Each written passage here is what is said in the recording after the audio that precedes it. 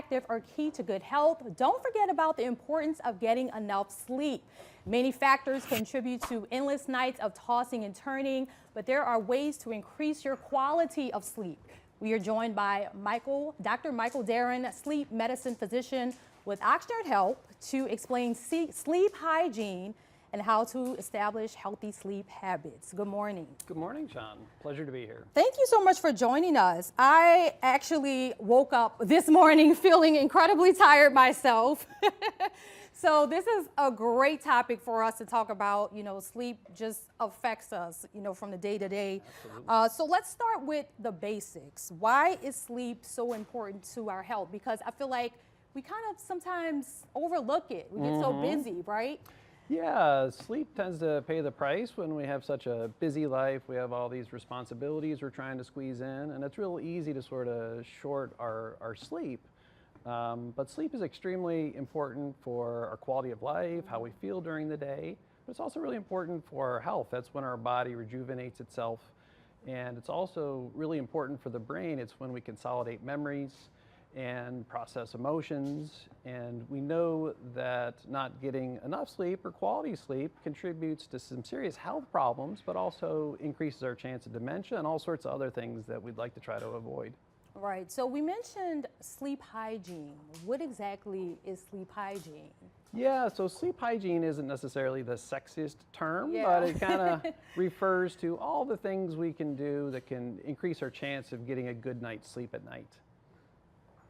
So can you explain a few examples of what are those habits that would be considered good sleep hygiene? Yeah, absolutely. So a lot of people are familiar with some of the basic things to avoid: avoiding caffeine late in the day, avoiding alcohol in the evening, also try to avoid light before bed. Most people are familiar with those, but what people aren't quite aware of are the things we can proactively do in the evening and during the day that really impact our sleep.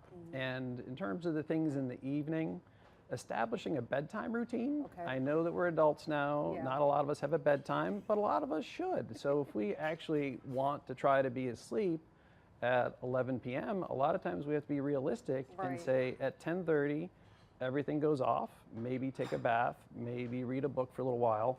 And initially, you'll start to find you do start to fall asleep around 11 o'clock. It takes several days for a brain to learn that, but that could be essential for kind of dealing with that trouble falling asleep at night. I was just talking to a friend about everything that you were saying right now. First of all, I'm guilty of all of those things, the caffeine, looking at the phone, scrolling before bedtime.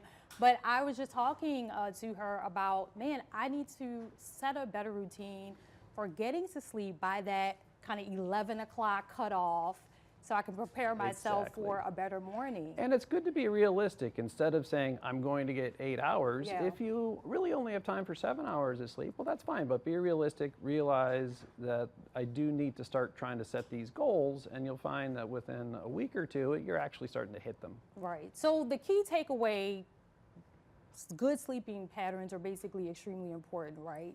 Yeah, so they're extremely important. There's a lot of other parts to it that I'd be glad to go into, but we don't have time to go into them now. But anyone who Googles sleep hygiene on the internet will find many reputable sites that kind of have lots of helpful information. This is so great. Thank you so much for joining us. How can people find out more information? Yeah, so certainly kind of online, and if you are having chronic trouble sleeping, you might want to talk to your provider and ask if there is a sleep center. Of course, we have one at Ochsner, there are other ones as well, but a lot of times it does help having someone who has some experience working with you to try to get you on the right path with your sleep. Well, thank you so much for joining us. These are some really great tips and actually very needed. My pleasure, glad to be here. All right, well, the countdown is on.